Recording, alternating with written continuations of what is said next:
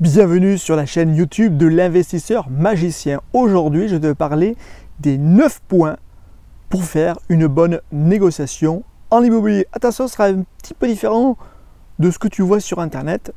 C'est un peu à ma sauce, un peu particulier comme d'habitude, atypique. Pourquoi je ne changerai? Je ne change pas. Et nous sommes en direct du canal de Jonage, qui est un peu au nord de Lyon. A tout de suite.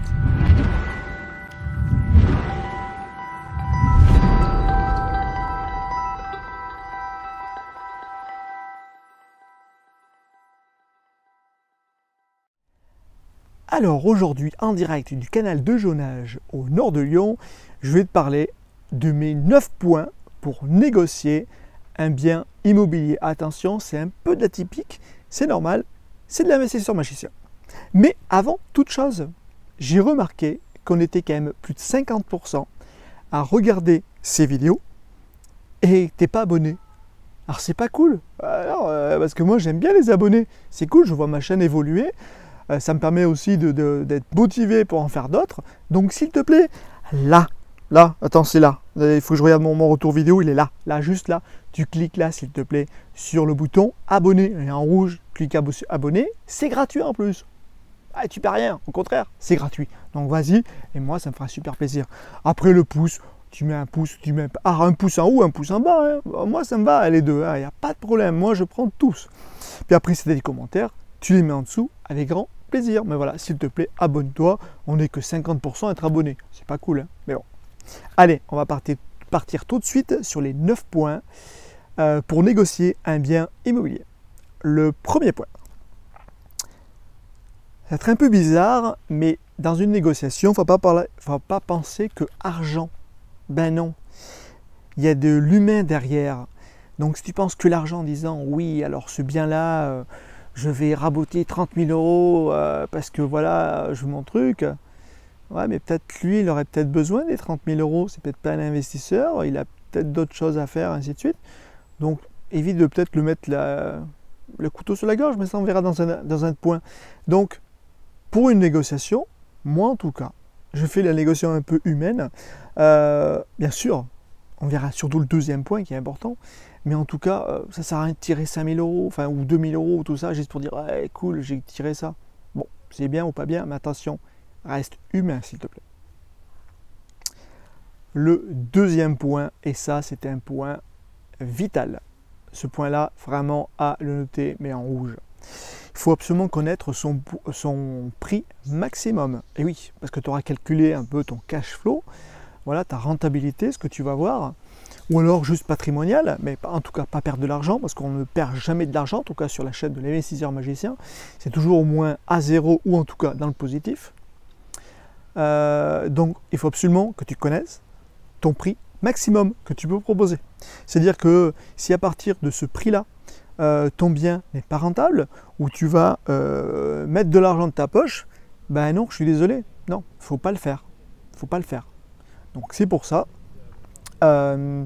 Si ton bien maximum, le client ne veut pas être en dessous, bah écoute, tant pis, tu passes un nouveau bien. Ok.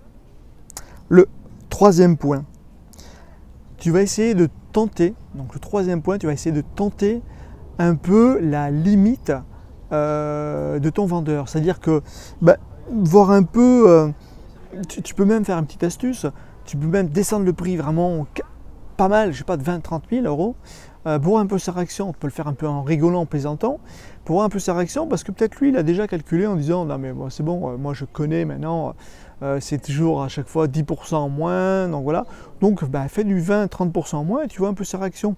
Par contre, attention, ne pas vexer le vendeur et couper la négociation. C'est-à-dire que tu commences à dire un prix, ça part un peu en cacahuète et malheureusement la négociation est finie et tu n'auras jamais l'offre. Donc là c'est un peu dommage. Donc essaie de voir ça un peu la limite du vendeur.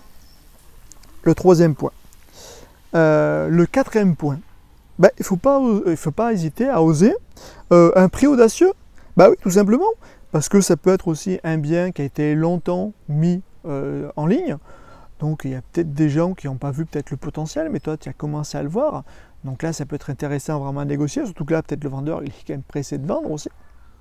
Bien sûr les travaux, Oui, il y a les travaux, mais ça, on en revient tout ça un peu après, pour pas dénigrer un peu tout ça, mais les travaux, ben, s'il y a beaucoup de travaux, ben, bien sûr, il va falloir en faire et donc augmenter le budget. Et donc surtout, toujours revient au deuxième point, ne pas dépasser ton prix maximum pour avoir une rentabilité, ou en tout cas, vraiment patrimonial, être à zéro.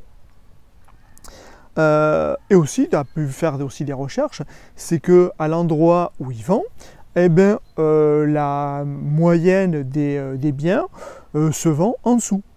Donc tu peux lui dire, écoutez, moi j'ai fait des recherches, à l'heure actuelle, on est à tant de mètres carrés, moi votre bien il correspond au truc, donc ben voilà. Donc on revient comme au premier point, c'est aussi de l'humain. On n'est pas des robots. Voilà. Donc essaie de voir un peu, discuter, peut-être la personne n'a pas pensé, ah ben oui c'est vrai pour moi c'était bien, mais peut-être pour quelqu'un, ah oui parce que je vais te dire un truc, hein.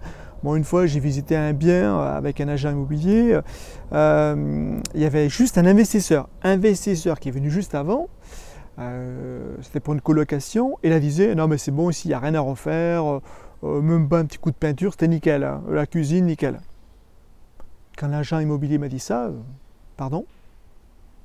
Non mais sans déconner, on va où là? La cuisine a été dans son jus, enfin voilà, je ne vais pas dire qu'elle était pourrie, mais c'était pas top.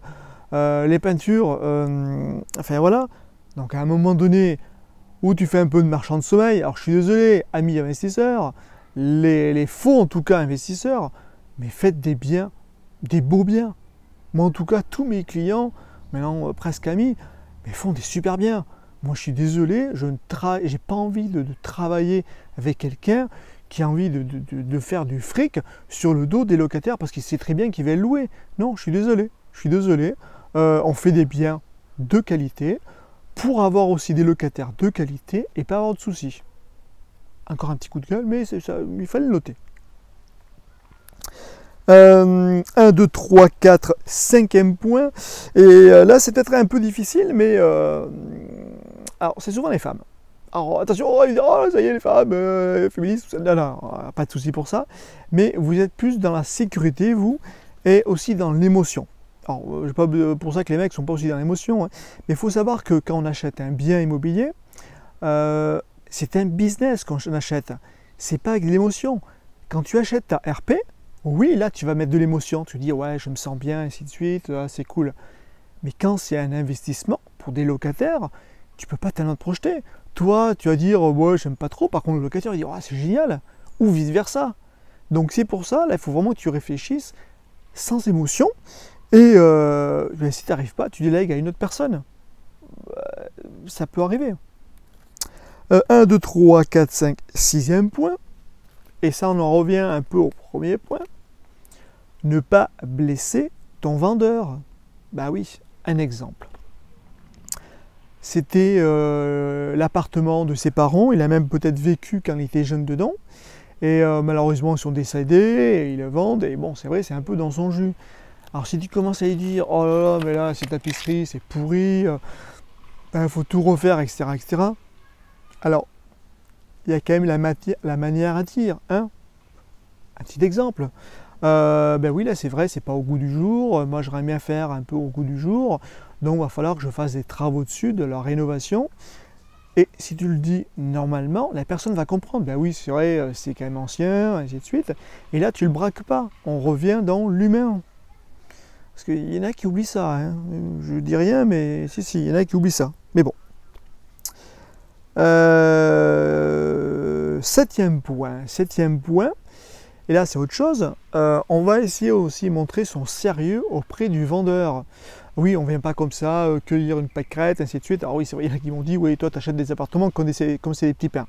Oui, c'est vrai, parce que je commence à avoir l'habitude, d'accord. Mais toi, si tu commences, même si tu ne commences pas, il va falloir montrer son sérieux au vendeur, parce que le vendeur, il ne te connaît pas. Donc, tu montres aussi ta capacité d'emprunt, en disant, oui, je suis allé à la banque, je suis allé au courtier, il me prête ça. Ah, ok, c'est cool, il a déjà fait des recherches, donc il ne va pas me planter. Parce que ça aussi, imagine qu'il a eu déjà une vente, le compromis s'est écroulé parce qu'il n'a pas eu son prêt. Deuxième fois, il va s'inquiéter un peu, donc si tu peux la rassurer là-dessus pour la négociation, c'est super. Un 9e point, et oui, c'est sûr, on aime bien les vendeurs qui divorcent, ou alors ils ont acheté un nouveau bien vite fait parce qu'ils déménagent, et ainsi de suite, et donc ils vendent en urgence, ou alors il y a eu un décès. Un truc tout bête, s'il te plaît, ok, c'est peut-être le bon vendeur, mais ne lui saute pas la gorge, ok, reste humain, on fait un peu de l'humain là-dedans, ok. Et parce que souvent on dit ouais c'est génial, je vais l'étrangler, machin chouette, ainsi de suite. Mais c'est quoi? Alors je vais prendre un petit exemple qu'on a eu, on avait chassé un bien et on aurait pu le négocier facilement 5000 € en dessous. Si on voit 5000 € sur 20 ans dans le crédit immobilier, ça fait que dalle, ça fait vraiment que dalle. Par contre 5000 € pour la personne, c'était hyper important. Donc est-ce que ça vaut vraiment le coup d'enlever les 5000 € pour gagner quelques dizaines d'euros par mois? Peut-être pas. Voilà, donc on revient toujours pareil, l'humain. Et enfin, le dernier point, ce qui est aussi intéressant, c'est intéressant de négocier, c'est clair, parce que imagine, tu arrives à négocier, allez, je sais pas, on va dire que 2000 €. Je sais pas, tu as négocié pendant quelques minutes et tu gagnes 2000 €. Tu as souvent gagné en quelques minutes 2000 €. Bah, pas grand monde, hein, non, pas grand monde. Donc oui, si tu peux gagner quelques dizaines, enfin, unités, milliers d'euros, ou dizaines, milliers d'euros, c'est un peu plus difficile, bien que ça peut arriver, dans certains cas. Oui, c'est intéressant, c'est clair, mais en tout cas, reste humain, s'il te plaît. Donc j'espère que ces points-là, sur la négociation t'ont intéressé, parce que souvent on ne parle pas de ça, on parle, alors je dirais pas un certain formateur qui dit oui, alors là, on va lui poser la question, c'est un mec divorcé, ou alors tout ça, donc là c'est bon, je vais pouvoir la signer. Non mais sans déconner. Je suis désolé, ok, pour nous, on sait très bien que ce sera peut-être plus facile à négocier, mais quand même, reste humain s'il te plaît. Donc j'espère en tout cas cette vidéo t'a un peu éclairé sur différents points. Et puis je te dis à bientôt sur d'autres vidéos. S'il te plaît, abonne-toi, parce qu'on n'est que 50% à cliquer sur ce petit bouton. En plus, si tu cliques sur le bouton abonner, c'est gratuit. Toi, tu paies rien. Et moi, je gagne un abonné de plus. Génial. Ouais, je sais, ça fait, je fais, mais bon, c'est pas énorme. Bon, voilà. En tout cas, je te dis à bientôt. Salut.